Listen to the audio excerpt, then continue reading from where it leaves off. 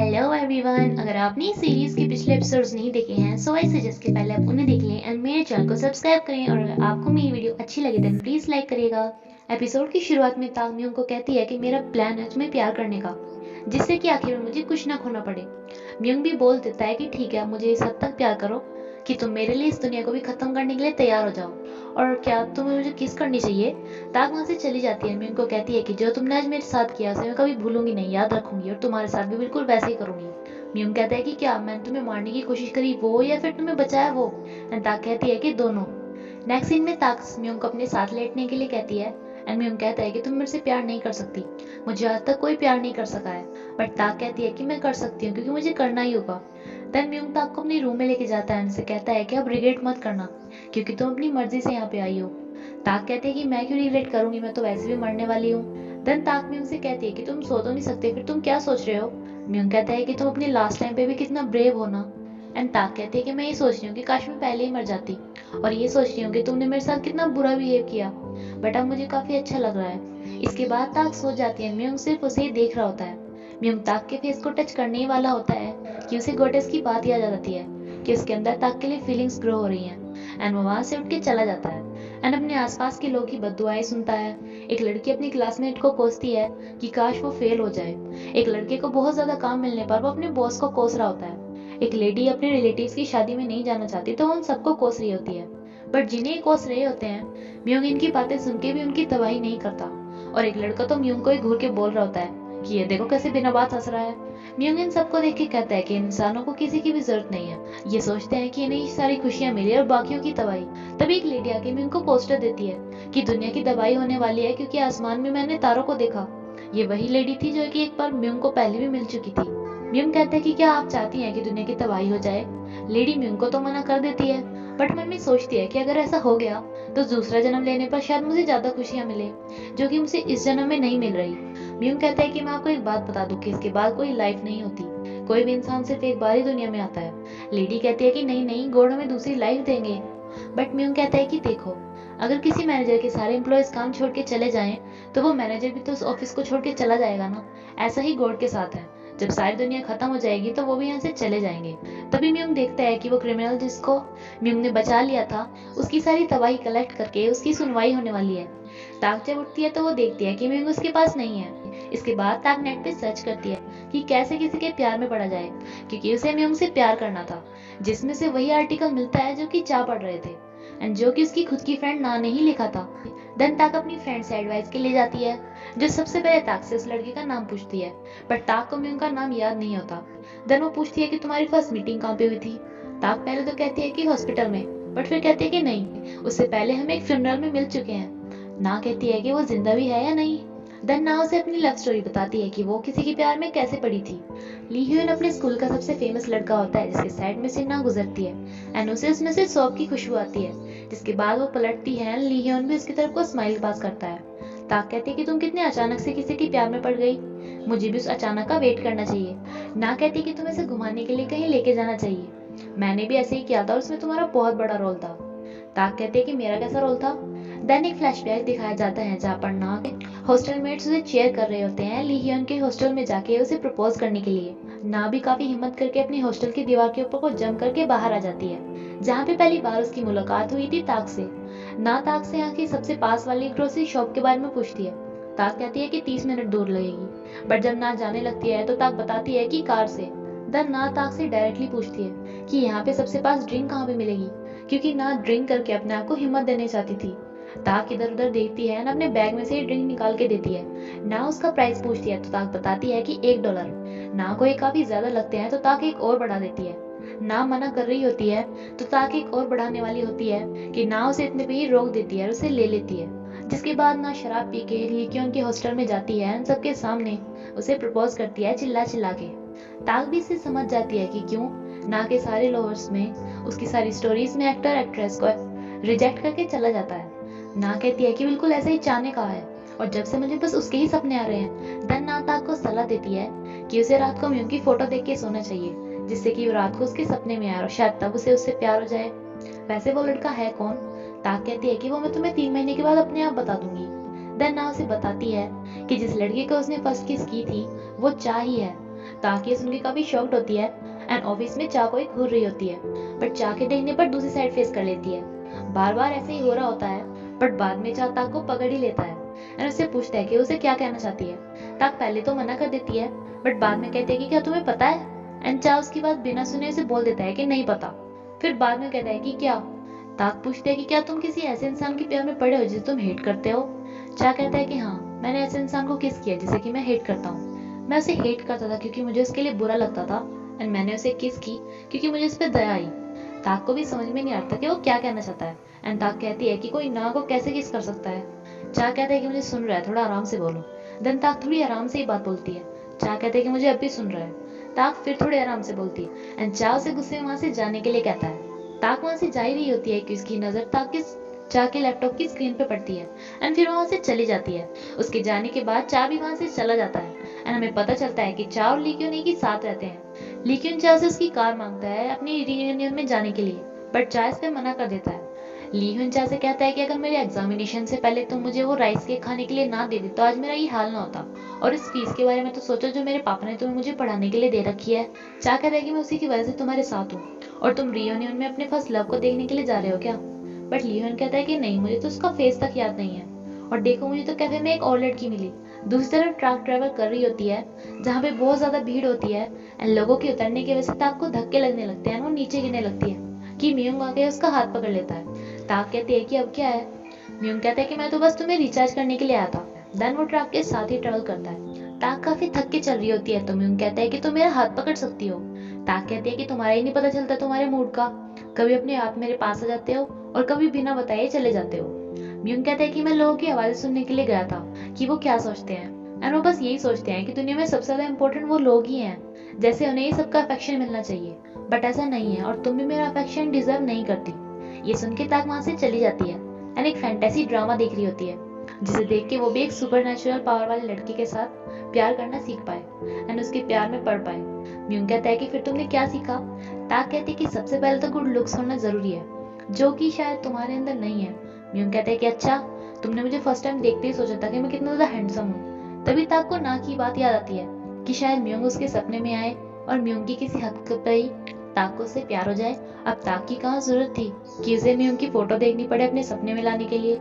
वो तो बस एक बार म्यूंग को कहती है, म्यूंग उसे सपने में ले आता है एंड ये जगह ताक की सबकॉन्शियस माइंड से बनी हुई थी, जो कि काफी ज्यादा सिंपल थी। तो ताक को लगता है कि यहाँ उसे कहाँ म्यूंग से प्यार होने वाला है, इसलिए वो म्यूंग को एक स्कूल वाले सपने में ले जाने के लिए कहती है कि मैं वहां पे बैठी रहूंगी और मेरे पास एक बॉल आएगी जिससे कि तुम मुझे बचा लेना। म्यूंग बिल्कुल ऐसे ही करता है एंड ताक से कहता है कि तुम ठीक तो हो। बट जैसे कि उसकी फ्रेंड ने कहा था कि उसे अचानक से प्यार हो जाएगा, तो ताक को कोई भी प्यार वगैरह फील नहीं होता। देन ताक म्यूंग को एक और सपने में ले जाने के लिए कहती है जहाँ पर वो दोनों अब कॉलेज में है एंड ताक म्यूंग को कुछ खाने का सामान देती है एंड म्यूंग उसे बड़े प्यार से बोलता है कि थैंक यू, बट ताक को कोई प्यार वाली फीलिंग नहीं आती। देन वो म्यूंग को एक कूल सा लड़का बनने के लिए कहती है। म्यूंग पूछता है कि अब क्या करना है। ताक कहती है कि मुझे कार रिवर्स करके दिखाओ, शायद तब मुझे तुमसे प्यार हो जाए। म्यूंग फिर ऐसे ही करता है, जिसके बाद ताक कहती है कि तुम्हें अपने मुंह में ये रखना चाहिए, शायद इसके बाद तुम ज्यादा कूल दिखो। म्यूंग ऐसा करते करते परेशान हो जाता है एंड कहता है कि मुझसे अब ये नहीं होगा। ताक भी कहती है कि मैं भी परेशान हो गई एंड ये दोनों ताक के पहले वाले सपने में वापस आ जाते हैं। ताक कहते हैं कि इस आइडिया ने कुछ भी काम नहीं किया, पर ये सब तो मेरे सपने थे, अब तुम मुझे अपने सपने में तो लेके आओ, मुझे तुम्हारी दुनिया देखनी है। देन म्यूंग ताक को अपने सपने में लेके आता है जहाँ पे चारों ओर रंग बिरंगे फूल खिले हुए थे। म्यूंग ताक को चल के दिखाता है एंड जहाँ जहाँ को वो चलता है उसके आसपास के सारे फूल मुरझा जाते हैं, सब कुछ ब्लैक एंड व्हाइट हो जाता है। ये सब कुछ देखने पर ताक को पता चल जाता है कि म्यूंग क्यों उससे इतना दूर रहता है, क्योंकि उसके पास आने पर सब कुछ तबाह हो जाता है। देन ताक म्यूंग के पास आने लगती है। म्यूंग देखता है कि जहाँ जहाँ वो आ रही है फूल दोबारा से खिलते जा रहे हैं। ताक म्यूंग के पास आके उसका हाथ पकड़ लेती है, जिससे कि म्यूंग के पास वाले फूल भी खिल जाते हैं। जब म्यूंग इन चीजों को नोटिस करता है तो वो ताक का हाथ एकदम से झटक के मारता है और उसका सपना टूट जाता है। म्यूंग कहता है कि वो लास्ट वाला सपना, बट ताक कहते हैं कि मैंने तुम्हें माफ किया। म्यूंग कहता है कि तुम अपने आप को सोचती क्या हो जो तुम मुझे माफ कर रही हो।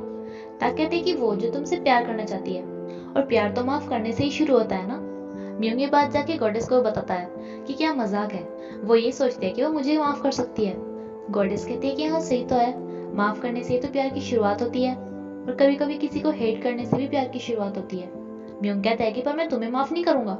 गॉडेस कहते हैं कि मुझे पता है, क्योंकि जैसे मेरे पास कोई और नहीं है बात करने के लिए, ऐसे तुम्हारे पास भी कोई नहीं है। ताक को अपना काम करते करते म्यूंग दिखाई देने लगता है और वो सोचती है कि शायद उसकी फ्रेंड का काम सही होने लगा है।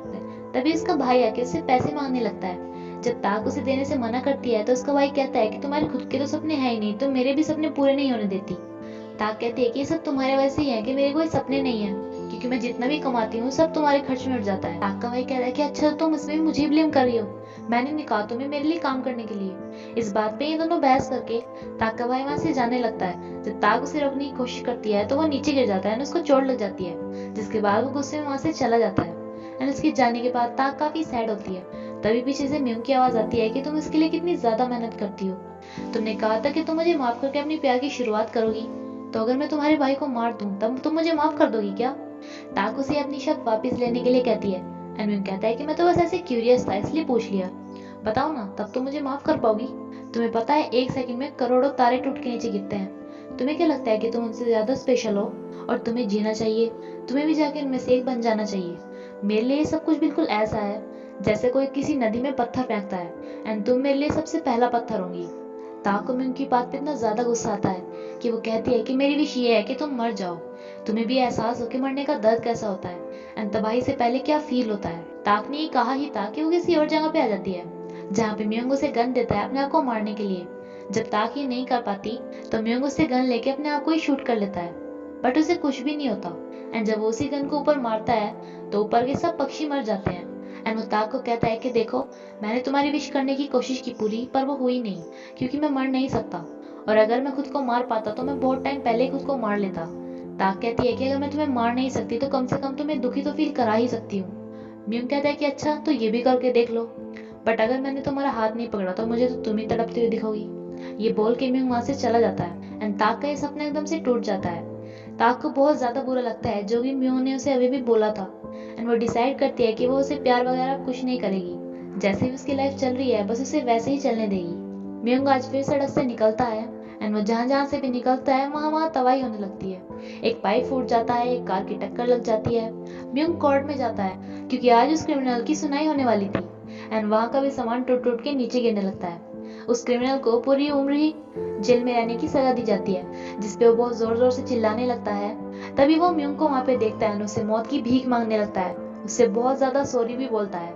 एंड जो म्यूंग ने उसकी तबाही उसे खींच ली थी एंड अपने अंदर कलेक्ट कर ली थी वो उसे वापस मांगता है, बट म्यूंग सिर्फ बैठा हुआ स्माइल करता है। दूसरी तरफ ताक को हॉस्पिटल से फोन आता है कि उसके भाई का एक्सीडेंट हो गया है। ताक भी बहुत ज्यादा टेंशन में होती है और एकदम से टैक्सी के लिए जाती है। तब ये फ्लैशबैक दिखाया जाता है जहाँ पर जब वो छोटी थी तो उसके पास एक कॉल आया था, जिसमें डॉक्टर कहती है कि आपके घर पे कोई बड़ा है क्या? ताक कहते हैं कि नहीं अभी तो नहीं है, बट मेरे मम्मी पापा आने वाले हैं, वो भी बाहर गए हैं। डॉक्टर कहते हैं कि हम हॉस्पिटल से बात कर रहे हैं, उन दोनों का एक्सीडेंट हो गया है, और अगर आपके घर पे कोई और बड़ा हो तो प्लीज आप उसे फोन दीजिए, हमें उन्हें कुछ न्यूज देनी है। ताक समझ गई थी कि डॉक्टर उसकी मॉम डैड की डेथ की न्यूज देने वाली है, और अब ताक को लग रहा था कि शायद ये दोबारा से रिपीट होने वाला है। बट ताक के भाई को तो वही थोड़ी सी चोट लगी थी जो कि उसे ताक के पास नीचे गिरने से लग गई थी, एंड वो ये सोच रहा था कि चोट के बहाने वो अपनी बहन से बहुत सारे पैसे लेगा। उस क्रिमिनल को जब पुलिस लेके जा रही होती है तो वो बस यही सोच रहा होता है कि ये सब कुछ उसकी वजह से हुआ है, क्योंकि उसने मेरी तबाही मुझसे छीन ली, वरना मैं कब का मर जाता और यहाँ से खत्म हो जाता, मैं उसे मार डालूंगा। ये सब कुछ सोच के वो पुलिस को मारने लगता है, वहां से भागने की कोशिश करता है। पुलिस भी उससे फाइट करते हैं एंड इस चक्कर में उसका सर बहुत जोर से दीवार से लगता है, वो वहीं पे बेहोश होकर गिर जाता है। ताक का डॉक्टर देखता है कि उनके हॉस्पिटल में एक डॉक्टर दीवार पे बैठा हुआ है। उसे लगता है कि वो सुसाइड करना चाहता है क्योंकि शायद वो किसी अपने पेशेंट की जान नहीं बचा पाया। डॉक्टर से काफी समझाने की कोशिश करता है, कहता है कि तुम नीचे आ जाओ।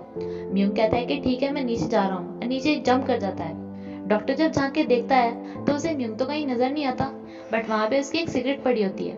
तभी वो देखता है कि ताक भाग के डॉक्टर हॉस्पिटल की तरफ ही आ रही है। ताक जब हॉस्पिटल में पहुंचती है तो वो अपने भाई के उसके दोस्तों के साथ बात सुन लेती है, जिसपे उसे बड़ा गुस्सा आता है और वहां से जाने लगती है। उसका भाई भी उसके पीछे पीछे जाने लगता है। डॉक्टर ताक से तो नहीं मिल पाता जिसे वो सर्जरी के लिए कहता, बट उसे पता चल जाता है कि ये ताक का भाई है। दूसरी तरफ उस क्रिमिनल को भी हॉस्पिटल में लेके लाया जा रहा था क्योंकि इसके सर पे बहुत ज्यादा चोट लग गई थी, बट वो क्रिमिनल बेहोश नहीं हुआ था एंड वो अपने पास रखे हुए एक चाकू को उठा लेता है। ताक जब बाहर आती है तो उसे म्यूंग मिलता है, जिससे वो कहती है कि तुम मुझे फॉलो कर रहे हो क्या? म्यूंग कहता है कि नहीं, मैं बहुत ज्यादा बिजी रहता हूँ, मेरे पास इतना टाइम नहीं है।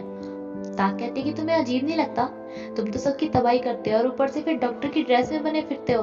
डॉक्टर तो सबकी जान बचाता है। तभी वो एम्बुलेंस भी वहाँ पे आ जाती है जिसमें वो क्रिमिनल था, जहाँ से वो म्यूंग को देख लेता है एंड गाड़ी खुलते ही उस पुलिस पे हमला कर देता है एंड वो चाकू लेकर म्यूंग की तरफ को दौड़ने लगता है। ताक जब ये देखती है तो म्यूंग के सामने आ जाती है एंड वो चाकू मार देता है। दूसरी तरफ ताक का भाई बहुत ज्यादा रो रहा होता है क्योंकि डॉक्टर ने उसे बता दिया था कि उसकी बहन 3 महीने में मरने वाली है। दूसरी तरफ ताक देखती है कि नीचे बहुत ज्यादा खून निकल रहा है एंड वो खून म्यूंग का होता है जिसने वो चाकू पकड़ लिया होता है। म्यूंग ताक को बिल्कुल ऐसे ही रहने के लिए कहता है, उसे हिलने से मना कर देता है और उस क्रिमिनल को बड़ी दूर फेंक के मारता है। वो क्रिमिनल फिर से आता है बट म्यूंग उसे रोक देता है एंड ताक को कहता है कि पीछे मत देखना, और उस क्रिमिनल को भी कहता है कि जो दवाई मैंने तुमसे ली थी मैं उसे वापस कर रहा हूँ। जिसके बाद म्यूंग की वजह से वो क्रिमिनल अपने आप को ही मार लेता है एंड म्यूंग ताक को कहता है कि देखा तुमने, कोई भी मुझे प्यार नहीं कर सकता, या तो सब मुझसे डरते हैं या फिर सब मुझे मांगते हैं जैसे इसने मुझे मांगा, बट मुझसे प्यार करना इम्पॉसिबल है। एंड इसी के साथ ये एपिसोड यहीं पे खत्म होता है फ्रेंड्स। Thank you.